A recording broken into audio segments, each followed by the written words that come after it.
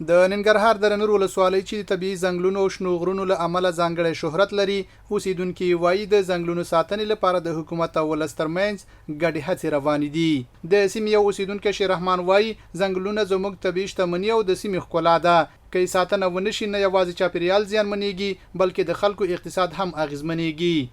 ډېر هغه دی ونې دا موږ خپل ساتلي دي، دلته مرغان هم ښه دي مثال شته پکې او ځناور هم دې ځنګلونو کې کیدای شي شتون به ولري او دا ځنګلونه مو خپل ساتلي دي. دا د شنه ساحه ده او ماشاءالله ډېر ښکلی معلومیږي. تاسو خپل لیدونکي هم کتلی شي او مو خپل هم دغه منظره اوس ګورو چې دا ځنګلونه مو خپل ساتلي دي او دولت هم موږ سره همکاري کوي د ځنګل ساتنه کې.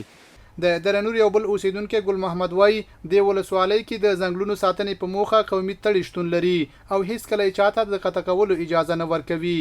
درنور زموږ وطن دی او دلته ډیر خسته شنه منطقې لري او ډیر میوه ونې دي او لاندې زراعتي ځمکه ده او نور زراعت ریاست غواړو چې هغه موږ ته نور هم دا ونې او هغه موږ سره همکاري وکړي چې دا باغونه ونې دا غرونه ټول شنه شي.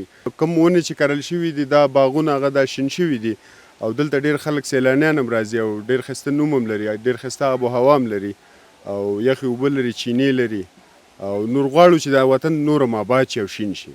د درنور ولسوال مولوي عبدالله رحماني وای درنور کې د ځنګلونو قطع کول مطلق بند دي او د ساتنې لپاره ولسونو ته عامه پوهاوی هم ورکړل شوی.